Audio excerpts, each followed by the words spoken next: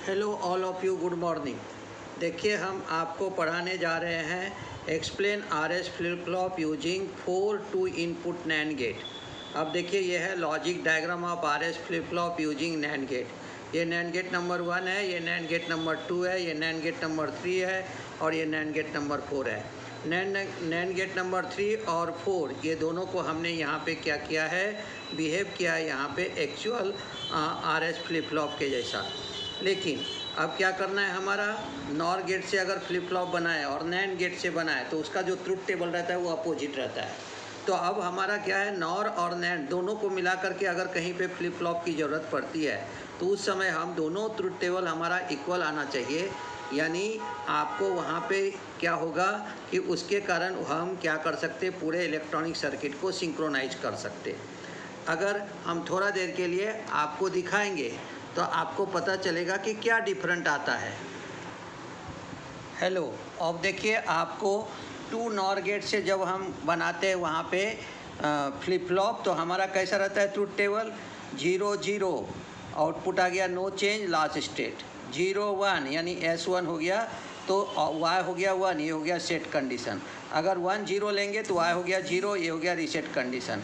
1 1 लेंगे तो not allowed, that is the forbidden condition. तो ये हमारा तैयार हो जाता है वहाँ पे क्या, ये तैयार हो गया हमारा यहाँ पे ट्रुथ टेबल। लेकिन इसमें देखो 0 0 पे नो चेंज है।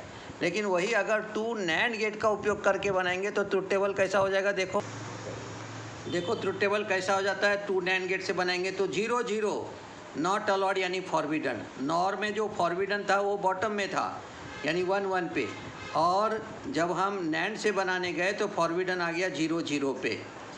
उसके बाद देखो 0 1 1 ये सेट कंडीशन एक जैसा रहेगा, 1 0 ये भी 0 रीसेट कंडीशन ऐसा रहेगा। लेकिन 1 1 पे आ गया नो चेंज यानी लास्ट स्टेट। लेकिन नॉर गेट में ऐसा नहीं था, 0 0 पे था हमारा नो चेंज और यहाँ पे था लास्ट स्टेट। लेकिन यहाँ पे नैंड में वहाँ आ जाता है नॉट अलाउड और फॉरबिडन।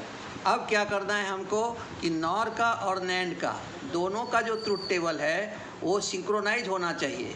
उसके लिए हम क्या करते हैं, 4 नैंड गेट का उपयोग करते हैं। अब सर्किट कैसे वर्क करता है वो बताता हूँ।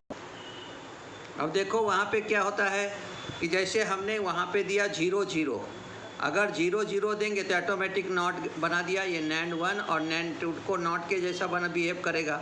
तो जब आप पहले 0 0 दोगे तो ये ऑटोमेटिक 1 1 हो जाएगा, जिसके कारण हमारा नो चेंज कंडीशन आ जाएगा। यानी नॉर का ट्रुथ टेबल और नैंड का ट्रुथ टेबल सेम हो जाएगा। इसलिए हम यहाँ पे 2 एडिशनल नैंड गेट को नॉट के जैसा बिहेव करके हम क्या करते, नॉर और नैंड दोनों को लगा करके एक जगह सर्किट पे अगर हमें वहाँ पे क्या करना पड़ेगा, फ्लिप फ्लॉप बनाना पड़ेगा, तो सिंक्रोनाइज करने के लिए हमने 4 नैंड गेट का उपयोग करके हम क्या करते हैं, जैसा नॉर का ट्रुथ टेबल है वैसा ही नैंड का ट्रुथ टेबल बनाते हैं। देखिए क्या कहा जाता है, figure shows the diagram of RS flip flop using NAND gate. It uses 4 NAND gate, the N1 and N2 are use as a inverter as a not, यानी दोनों का इनपुट को शॉर्ट कर दिया हमने।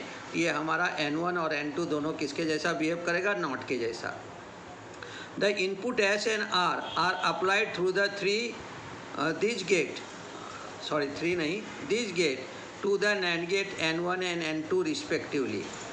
The output of N3 is given to the input of N4 gate, and while the output of N4 gate is given to the N3 gate. This is called the cross coupling। और आपको बताया हूँ कि इसका जो ये Y output है इसको हमने दे दिया N4 के फर्स्ट इनपुट को, और Y बार आउटपुट दे दिया हमने N3 के सेकेंड इनपुट को। ये तैयार हो गया क्रॉस कपलिंग, और क्रॉस कपलिंग हमेशा तैयार करता है positive feedback. To explain the working of the circuit NAND logic is use.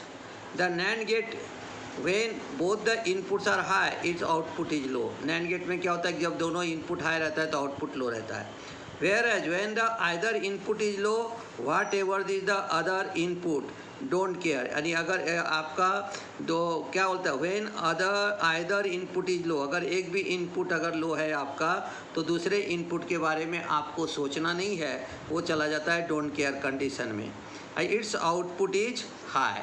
अब देखो कैसा लिया हमने, जैसे दिया हमने 1 1 तो आउटपुट आ जाएगा हमारा 0। क्योंकि हमारा नैंड गेट है, और नैंड गेट का कहना है any one input is low then output is high, इसलिए अदर इनपुट के बारे में सोचना नहीं है, जिसे कहेंगे don't care condition. Whereas there are the two input there will be the following 4 cases. अब 2 इनपुट में 4 केसेस आता है, बहुत बार बताया हूँ, फिर से एक बार बता देता हूँ कैसे आएगा। जैसे हमने लिया 2n-1, तो 2 n का मतलब 2 इनपुट, -1 यानी 4 - 1 यानी हाईएस्ट वैल्यू हमारा आ जाता है यहाँ पे 3, जिसे हम बाइनरी में क्या कहते हैं 1 1। तो ध्यान में रखिएगा कि इसमें 4 ऑप्शन आ जाएगा, 0 1 2 3 और 4। Since there are 2 input, there will be the following 4 cases. Case number 1, R is equal to 0. Case number 1 क्या कहता है, R equal to 0. Case number 1 हमारा यहाँ पे दे रहा है R is equal to 0, तब दिया हमने R is equal to 0, S is equal to 0।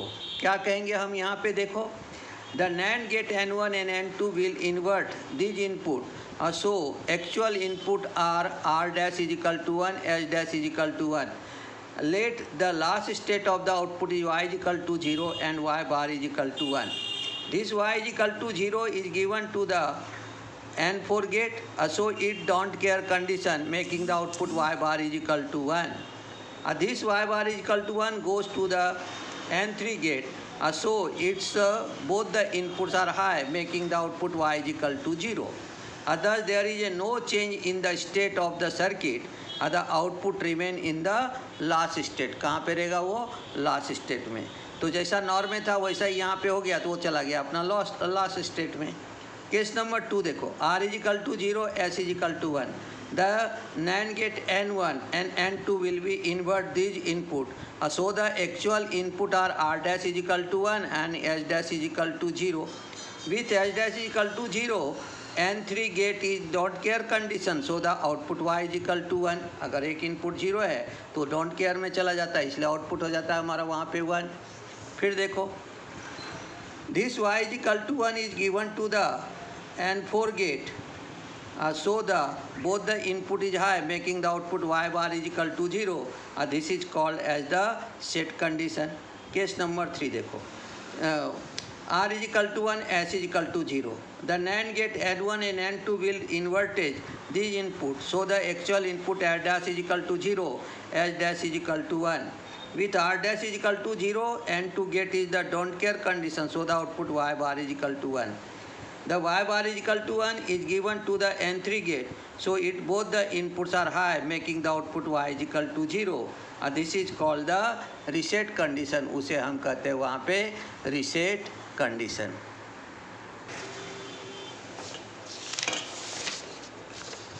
देखिए अब क्या कहेंगे हम, case number 4, R is equal to 1, S is equal to 1।